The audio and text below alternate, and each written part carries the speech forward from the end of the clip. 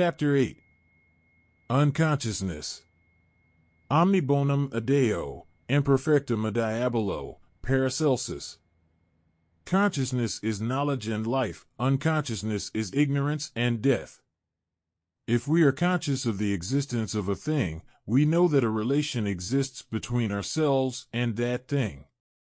If we become unconscious of its existence, neither we nor that object ceases to exist, but we fail to recognize its relation to us. As soon as we begin to realize that relation, the character of the object perceived in the sphere of our mind becomes a part of our mental constitution, and we begin to live in relation to it. We then possess it in our consciousness, and may retain it there by the power of our will. If it disappears, we may recall it by the power of recollection and memory. To know an object is to live relatively to it. To forget it is to cease to exist in relation to it. Unconsciousness, ignorance, and death are therefore synonymous terms, and everyone is dead in proportion as he is ignorant. If he is ignorant of a fact, he is dead relatively to it, although he may be fully alive relatively to other things. We cannot be conscious of everything at once, and therefore, as our impressions and thoughts change, our consciousness in relation to certain things change, and we continually die relatively to some things and live relatively to others.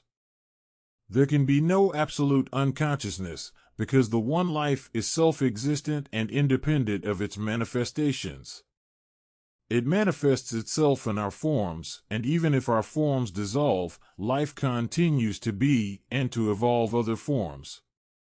There can be no cessation of absolute consciousness as long as there is absolute being, because the absolute never ceases to be 174 unconsciousness. 175 in relation to itself. Relative death and unconsciousness occurs every moment, and we are not aware of its occurrence. We meet hundreds of corpses in the streets, which are entirely dead and unconscious in regard to certain things of which we are alive, and we are dead in regard to many things to which others are alive and conscious. Only simultaneously occurring omniscience in regard to everything that exists would be absolute life without any admixture of death, but such a state is an impossibility as long as man is bound to a personality and limited form, and has therefore only a limited existence and consciousness. Each principle in man has a certain sphere of activity, and its perceptions can only extend to the limits of that sphere. Each is dead to such modes of activity as are in no relation with it. Minerals are unconscious of the action of intelligence, but not of the attraction of earth. The spirit is dead to earthly attraction and mechanical pressure, but not to love. If we can change the mode of active ity in a form, we call into existence a new state of consciousness, because we establish new relations of a different order. The old activity dies and a new one begins to live. If the energy which we are now using for the purpose of digesting food, for performing intellectual labor, and for enjoying sensual pleasures, were used for the purpose of developing the spiritual germs contained within the constitution of man, we would be in a comparatively short time rewarded for our labor by becoming superior beings, of a state so far above our present condition that we can at present not even conceive of it, because we have no experience about it. 5.11 We know about such states is that which has been told to us by those who have entered it, and in moments of tranquility and exaltation the soul of even not highly spiritually developed people may occasionally pass by the temple of divine wisdom, when the door is left ajar, and from the glance caught of the interior light that streams through the gates of gold it may form a conception about the bow ties contained therein. In the constitution of average man life is especially 176 magic. Active in the physical body, and he clings to the life of that body as if it were the only possible mode of existence. He knows of no other mode of life, and is therefore afraid to die.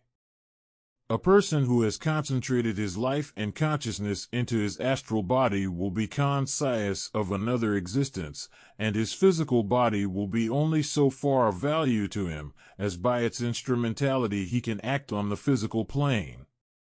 Physical death is a continuation of the activity of life in other principles.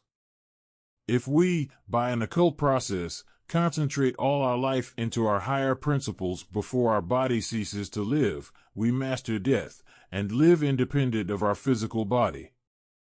Such a transfer of life and consciousness is not beyond possibility. It has been accomplished by many, and will be accomplished by others. The material elements of the physical body are continually subject to elimination and renewal. By permitting the physical body gradually to die, while the spiritual organism becomes developed, the astral body assumes the functions of the physical form. No one would be willing to look upon such a change as death, and nevertheless it would be nothing else but a mode of dying slow as far as the physical body is concerned, while at the same time it is a raising of the real man into a superior form of existence. Death, whether slow or quick, is nothing but a process of purification, by which the imperfect is eliminated and rendered unconscious. Nothing perishes but that which is not able to live. Principles cannot die, only their manifestations cease in one plane, to appear in another. Only that which is perfect can remain without being changed. God does not redeem the personal man by the process of death. He redeems himself by freeing himself from the personality of the man. Truth, wisdom, justice, beauty, goodness, etc., cannot be exterminated. It is merely the forms in which they become manifest that can be destroyed. If all the wise men in the world were to die, the principle of wisdom would nevertheless continue to exist, and manifest in due time in other receptive forms. If love were to leave the hearts of all human beings, it would thereby not be annihilated, it would merely cease to exist relatively to men, and men would cease to live, while love would continue to be. Eternal principles are self-existent, and therefore independent of forms, and not subject to change, but forms are changeable, and cannot continue without the presence of the principles whose instruments for manifestation they represent. The human body is an instrument for the manifestation of life, the soul is an instrument for the manifestation of spirit. When life leaves the body disintegrates. If the spirit leaves the astral form, the latter dissolves. A person in whom the spiritual principle has become entirely inactive is morally dead, although his body may be full of life and his earthly soul full of animal desires. Such spiritless living corpses or shells are often seen in fashionable society as well as in the crowds where the vulgar assemble. A person in whom the principle of reason has become inactive is intellectually dead, although his body may be full of animal life. Lunatics are dead people, in whom reason has ceased to live. If the soul leaves the body, the form dies, but the soul lives if endowed with spirit. But if its connection with spirit ceases, either before or after the death of the body, it dissolves into the elements of the astral plane.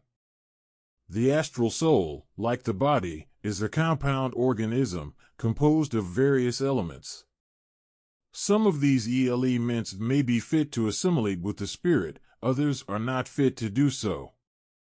If a person during his earthly life has not purified his soul sufficiently so as to enter the spiritual state immediately after death of the physical body, a gradual separation of the pure and impure elements from the still impure remains takes place in the state after death.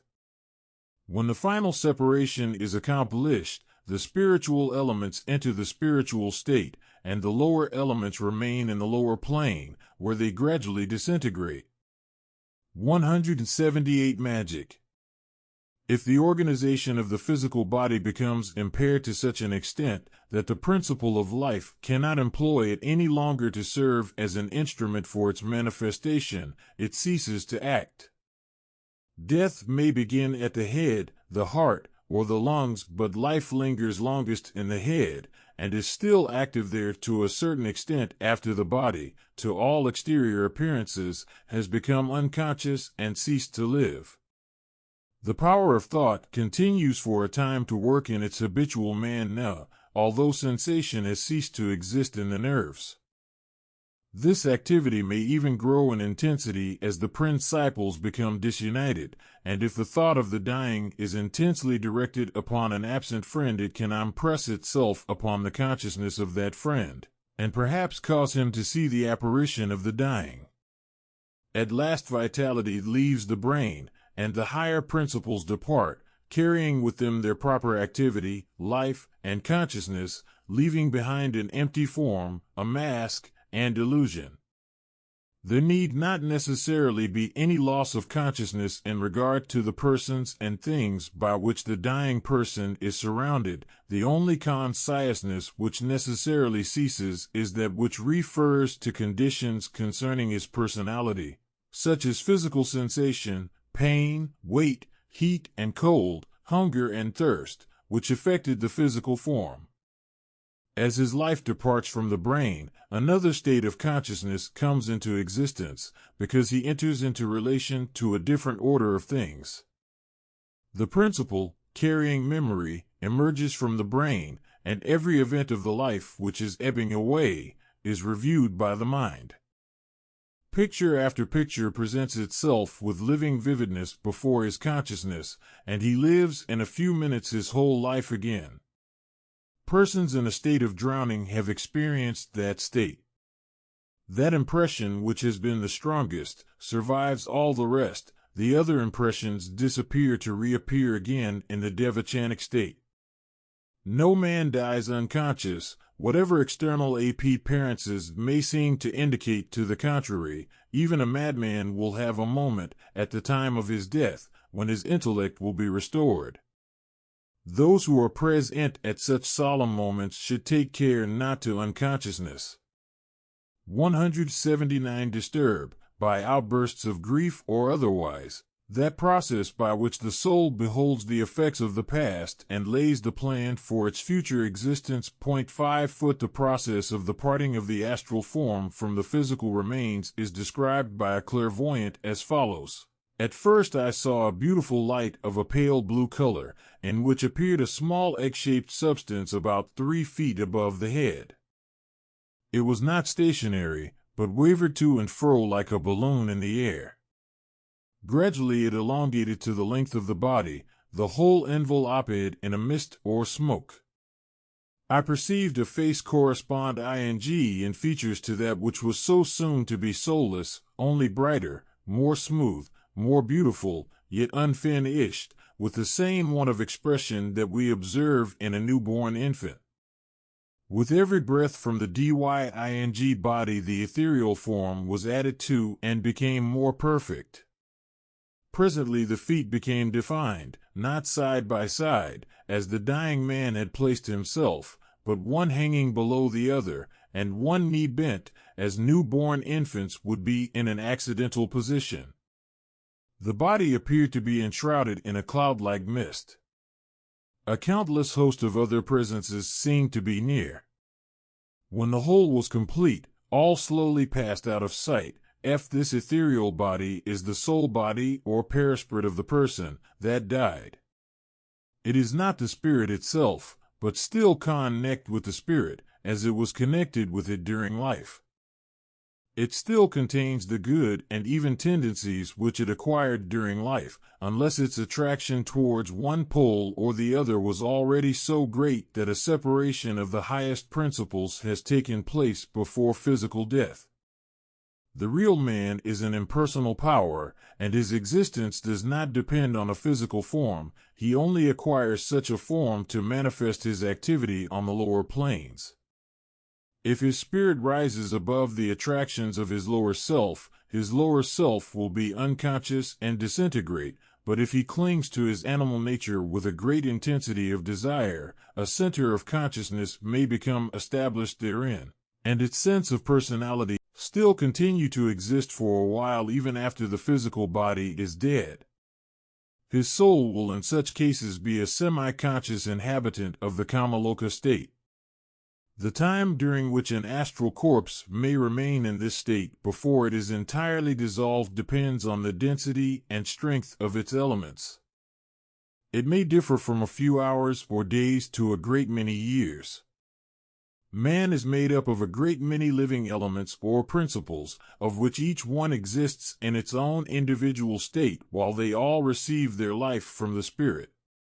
When the spirit withdraws, they become separated, while each retains for a while its own particular life, in the same sense as a wheel which is once set into motion will continue to run until after the force is exhausted, even if the original motive power is withdrawn. The remnant of a man in the Kamaloka state is therefore not the man, but an elementary part of him which may or may not be conscious that it exists. This Kamaloka state is the land of the shadows, the Hades of the ancient Greeks, and the purgatory of the Roman Catholic Church. Its inhabitants may or may not possess consciousness and intelligence, but the astral souls of average men and women possess no intelligence of their own. They can, however, be made to act intelligently by the power of the elementals, who infuse their own consciousness into them. Paracelsus says, men and women die every day, whose souls during their lives have been subject to the influence and guidance of elementals. How much easier will it be for such elementals to influence the sidereal bodies of such persons and to make them act as they please, after their souls have lost the protection which their physical bodies afforded? They may use their soul bodies to move physical objects from place to place, to carry such objects from distant countries, and to perform other feats of a similar kind that may appear miraculous to the uninitiated. The state of consciousness of the fourth principle after the lower triad has become unconscious and lifeless, therefore, differs widely in different persons, according to the conditions that have been established during its connection with the body. Unconsciousness.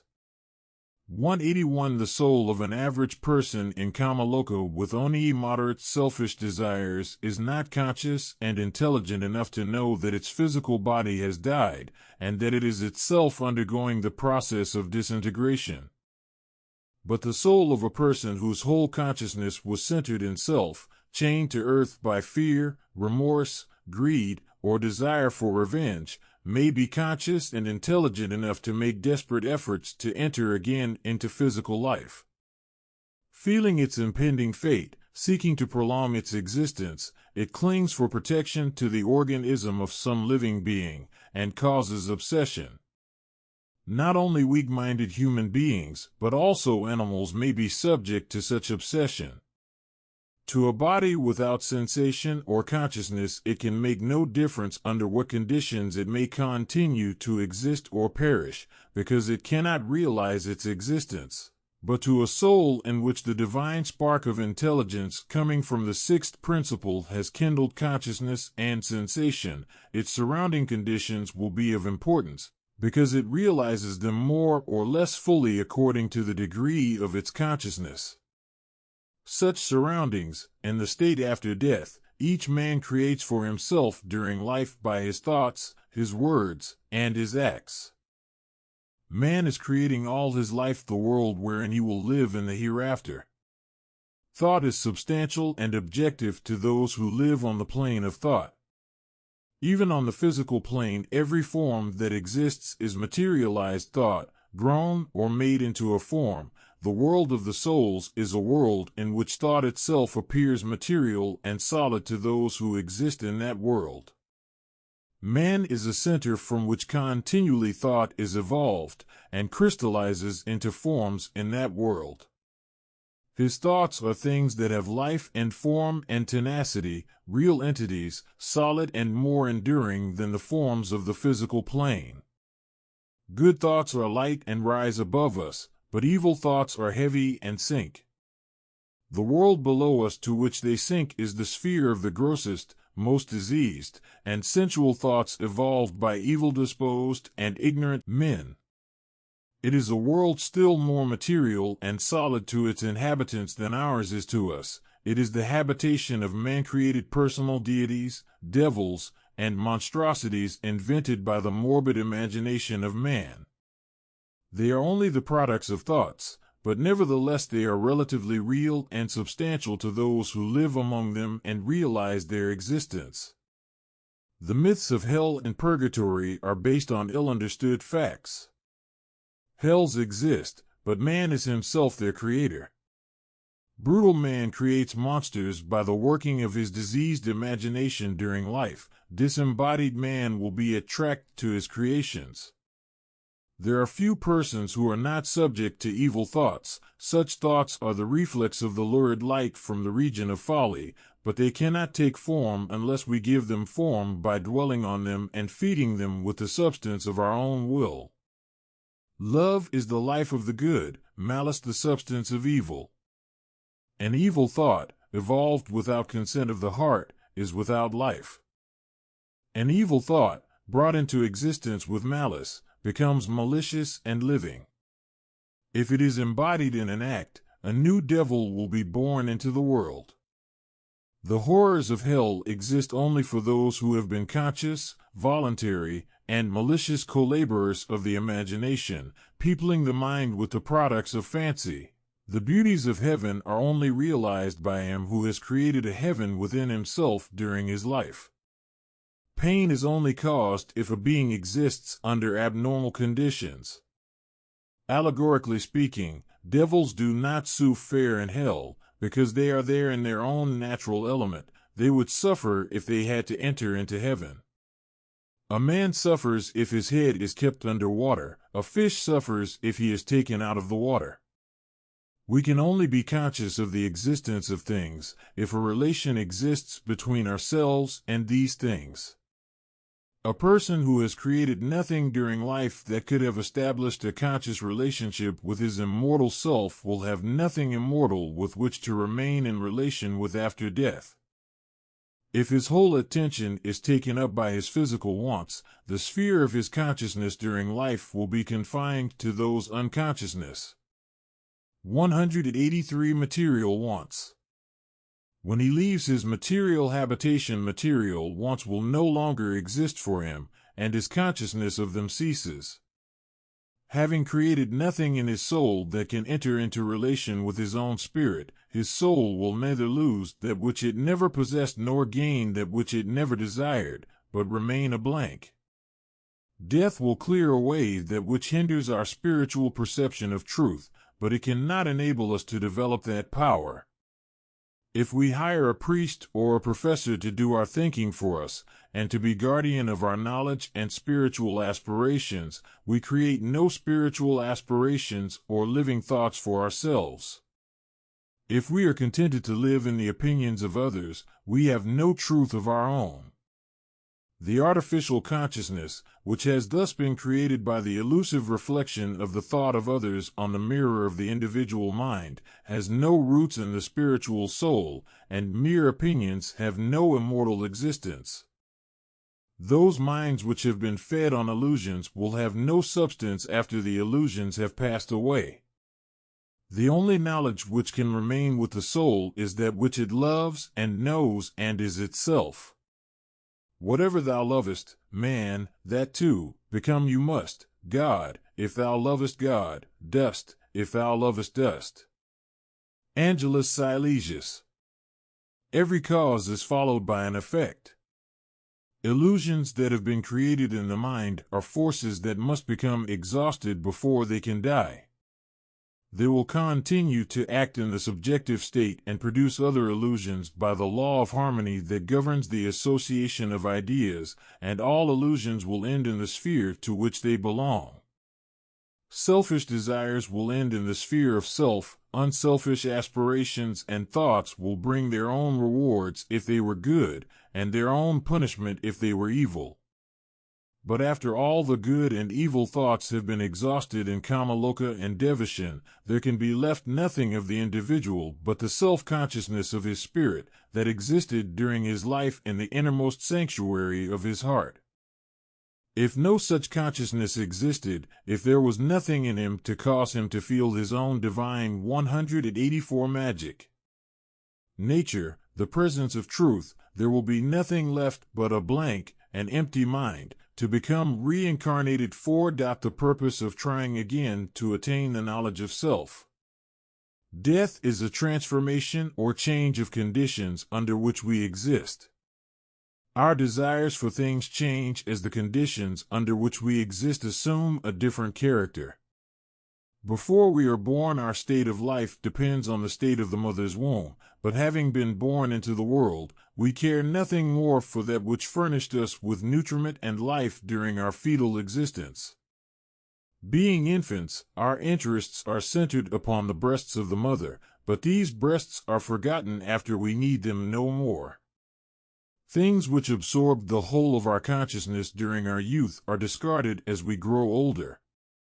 If we throw off the physical body, the desire for that which was attractive to it and important for its existence is thrown off with it, or perishes soon afterwards. But if the soul again approaches the material plane, and again enters into relationship with it, the old consciousness and the old desires that were gone to sleep reawaken, and its physical sensations return, but vanish again after the influence of the medium is withdrawn. The elementary then relapses in his unconscious state. There are innumerable varieties of conditions and possibilities in the world of spirit and on the astral plane, as there are upon the physical plane. If the mind begins to investigate these things separately, and without understanding the fundamental laws of nature upon which such phenomena are based, it may as well despair of ever being able to form a correct conception of them.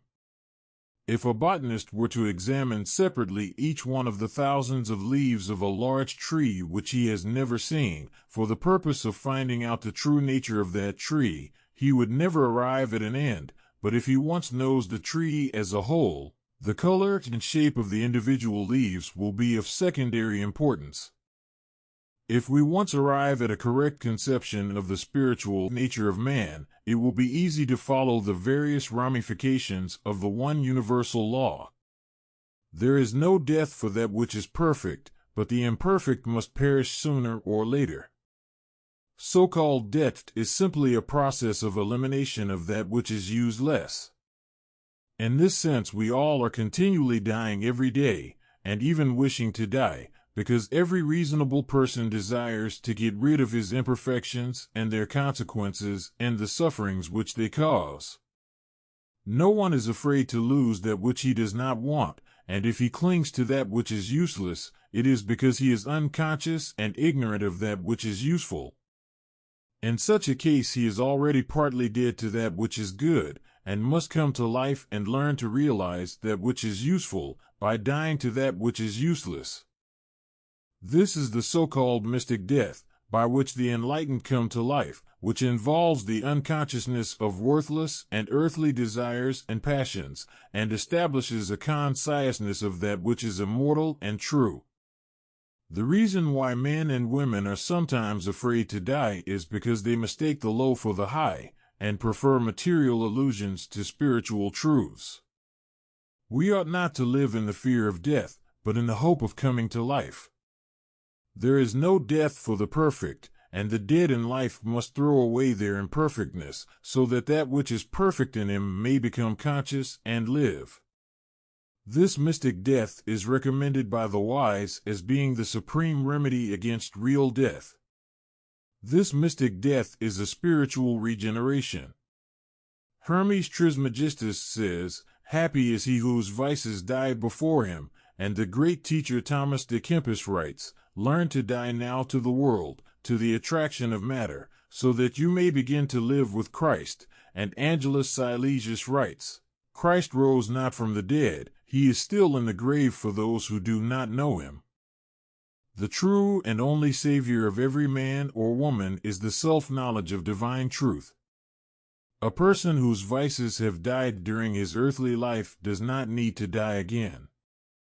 His sidereal body will dissolve like a silver cloud, being unconscious of any desires for that which is low, and his spirit will be fully conscious of that which is beautiful, harmonious, and true. But he, whose conscience is centered in the passions that have raged in his soul during life, can realize nothing higher than that which was the highest to him during his life, and cannot gain any other consciousness by the process of death.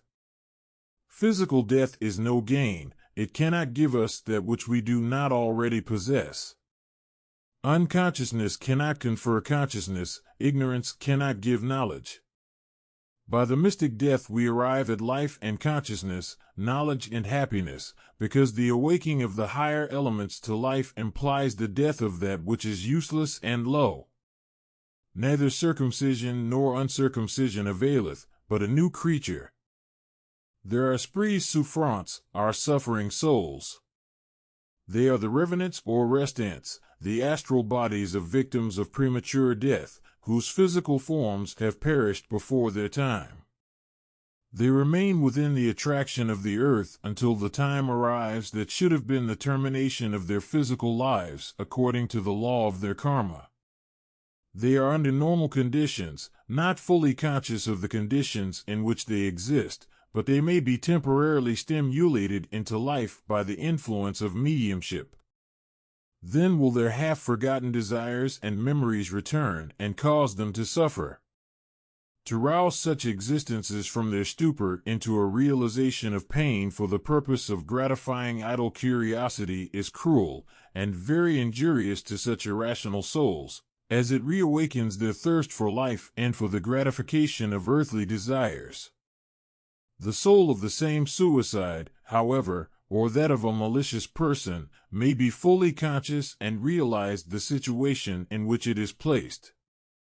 Such shadows wander about earth, clinging to material life, and vainly trying to escape the dissolution by which they are threatened.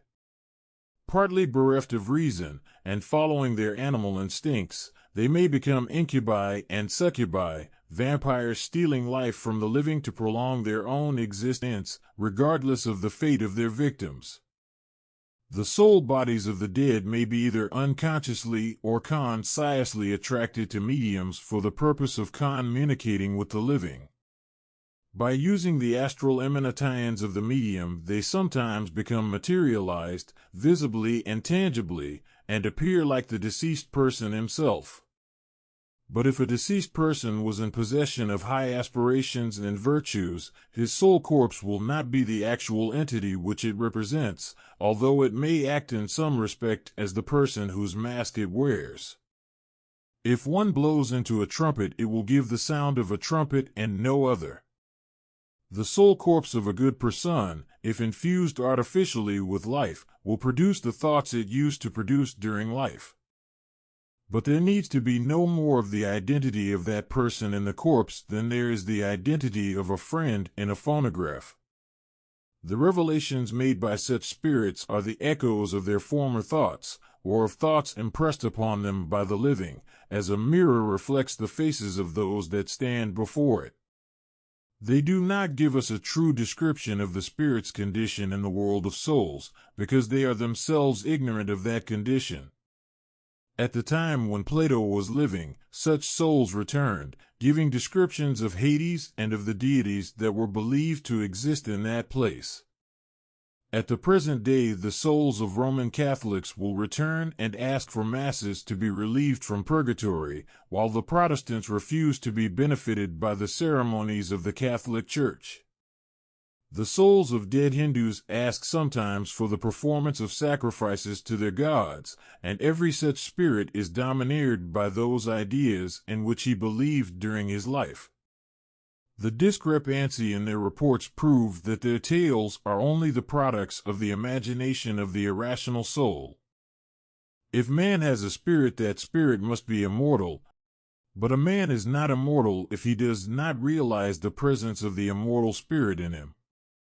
Having become conscious in man, it cannot become unconscious again, because it is self-existent and independent of all conditions but those which it creates itself.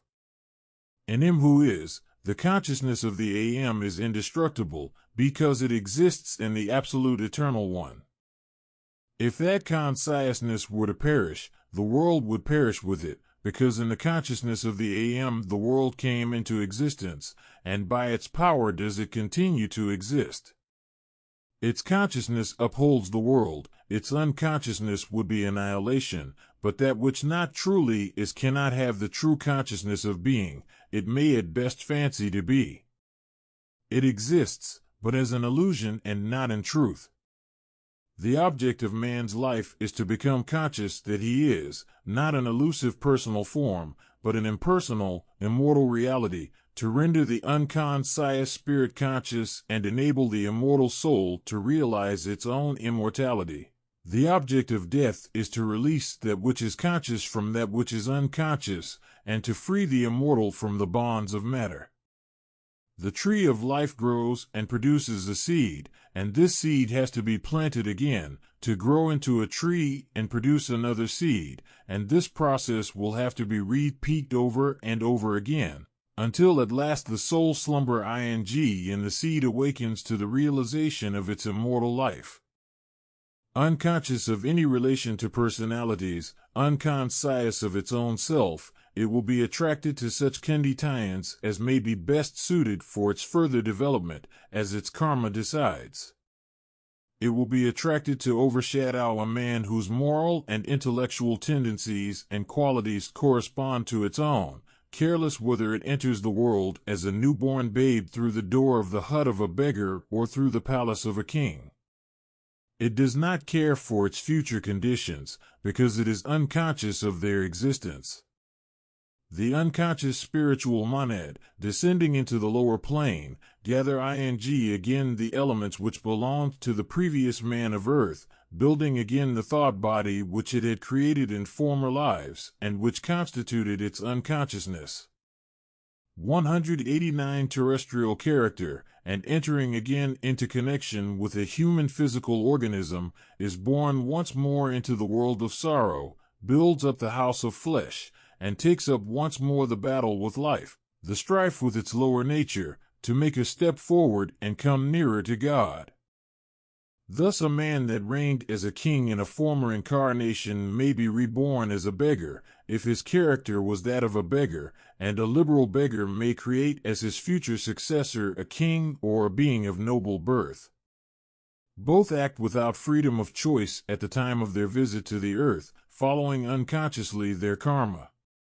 But the adept, who knows his own real self and has learned to realize his immortal existence, will be his own master. He has grown above the sense of personality, and thereby gained immortal consciousness during his earthly life. He has thrown away his lower self, and death cannot rob him of that which he no longer possesses and to which he attaches no value. Being conscious of his existence and of the conditions under which he exists, he may follow his own choice in the selection of a body, if he chooses to reincarnate either for the benefit of humanity or for his own progression.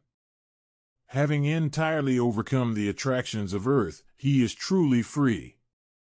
He is dead and unconscious to all earthly temptations, but conscious of the highest happiness attainable by man. The delusion of the senses can fashion for him no other tabernacle to imprison his soul, and before him lies open the road to eternal rest in nirvana. If a person has once attained spiritual self-knowledge, he will not need to follow the blind law of attraction, but he will be able to choose the body and the conditions most suitable to him. He may then reincarnate himself in the body of a child, or in the body of a grown person, whose soul has been separated by disease or accident from the body, and that person will thus be brought to life again, if no vital organ is too seriously injured, to carry on the functions of life again. Cases are known in which a certain person apparently died, and finally came to life again, when from that time he appeared to be an entirely different man. He may have died as a ruffian and after his recovery become suddenly like a saint, so that such a sudden change appeared inexplicable on any other theory than that an entirely different character had taken possession of his body. Such people may, after their recovery takes place, speak a language they never learned, talk familiarly of things they never saw, call people by their names, of which they never heard, know all about places where their physical bodies never have been, etc., etc. If phenomena could prove anything, such occurrences might go to prove the theory of the reincarnation of living adepts. Shall we know our loved ones after death, is a question which is often asked, and which answers itself if the true nature of the ego is known. In all planes rules the law of harmony, and like is attracted to like, but an illusion can only know illusions. We do not know each other in this life if we have not the knoll edge of our own self. He who, having become self-conscious of his own spiritual nature, knows his own real self, may rise up in his soul to the planes of the blessed, and by entering their individual spheres join their own happiness and partake of their joys, but the souls dreaming in heaven, being immersed in bliss, do not descend and join in the circus of life before the time of their reincarnation arrives. Such a descent would be degradation. Heaven does not descend to earth, but if earth ascends to heaven, it becomes heaven itself. To die is to become unconscious in relation to certain things. If we become unconscious of a lower state, and thereby become conscious of a higher existence, such a change cannot properly be called death. If we become unconscious of a higher condition, and thereby enter a lower one, such a change is followed by degradation and unconsciousness. 191 Therefore degradation is the only death to be feared. Degradation takes place if a human faculty is employed for a lower purpose than that for which it was by nature intended. Degradation of the most vulgar, the lowest material type takes place if the organs of the physical body are used for villainous purposes, and disease, atrophy, and death are the common result.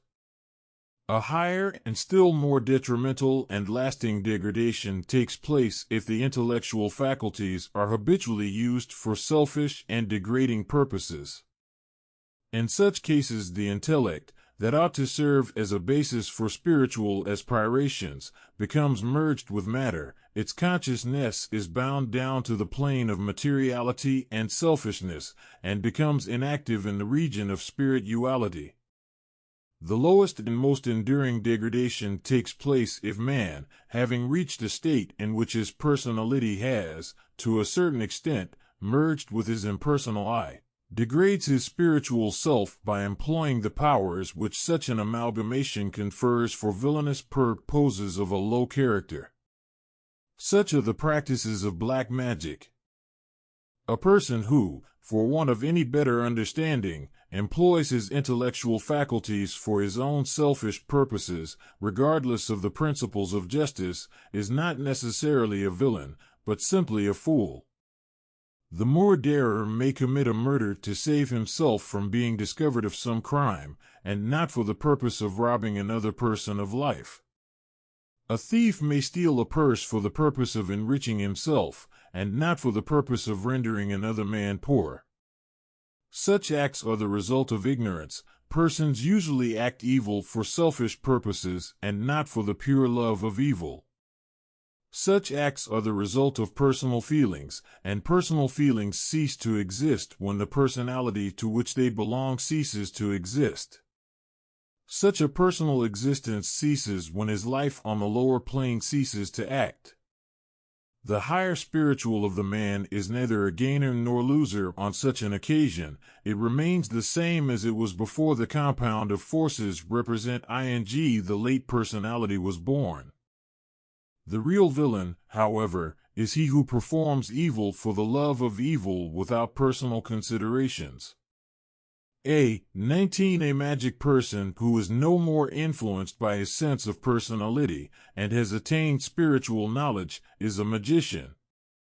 Those who employ such a power for the purposes of evil have been called black magicians or brothers of the shadow, in the same sense as those who employ their spiritual powers for good purposes have been called brothers of light.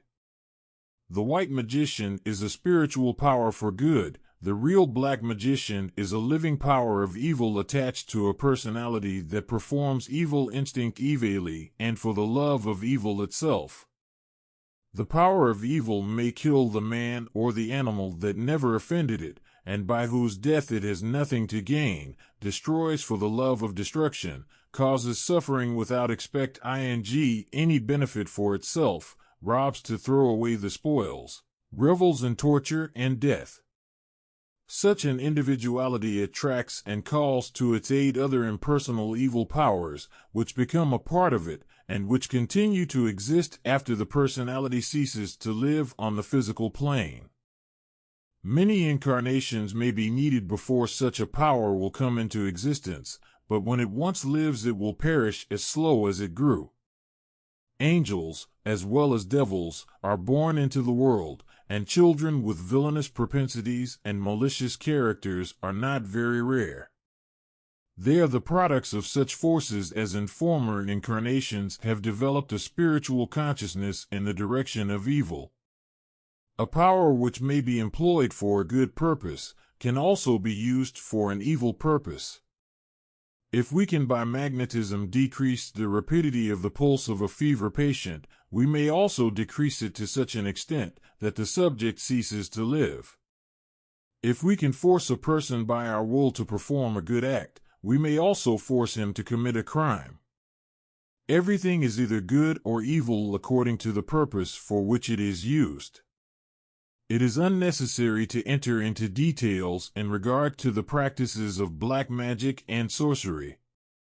It is more noble and useful to study how we can benefit mankind than to satisfy our curiosity in regard to the powers for evil.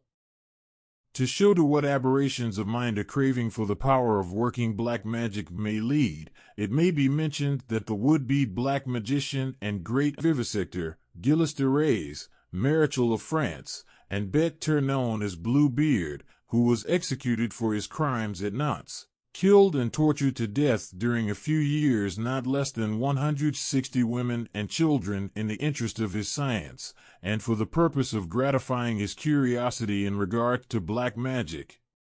The white magician delights in doing good, the servant of the black art revels in cruelty.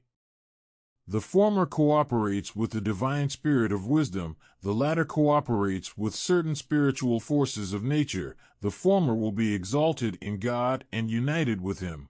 The latter will ultimately be absorbed by the beings with which he has associated and which he called to his aid. To ennoble our character and to raise our consciousness into the spiritual plane is to live, to let it sink to a lower level is to die. The natural order of the universe is that the high should elevate the low, but if the high is made to serve the low, degradation is the result. Everywhere in the workshop of nature the high acts upon the low by the power of the highest. The highest itself cannot be degraded. Truth itself cannot be turned into falsehood, it can only be rejected or misapplied. Reason itself cannot be rendered foolish, it can only be misused by reasoning foolishly. The universal and impersonal cannot itself become limited, it can only come into contact with such personalities as are able to approach it. The law does not suffer by breaking its connection with the form alone suffers and dies. The truth is everywhere, seeking to manifest itself in the consciousness of man. Man's consciousness rotates between the two poles of good and evil, of spirit and matter. The omnipresent influence of the great spiritual sun renders him strong to overcome the attraction of matter, and assists him to come victorious out of the struggle with evil. Man is not entirely free as long as he is not in possession of perfect knowledge, which means realization of truth, but he is free to allow himself to be attracted by a love for the truth or to close his door against it. He may become united with the principle of wisdom, or he may sever his connection with it and sell his inherited rights to immortality for a comparatively worthless mess of pottage. The centaur in his nature, whose lower principles are animal, while the upper parts are possessed of intellect, may carry away his spiritual aspirations and lull them into unconsciousness by the music of its illusions. Bodies may be comparatively long-lived, and some forms, compared with others, may be very enduring, but there is nothing permanent but the self-consciousness of love and the self-consciousness of hate. Love is light, and hate is darkness, and in the end love will conquer hate, because darkness cannot destroy light, and wherever light penetrates into darkness, there will love conquer, and evil and darkness will disappear.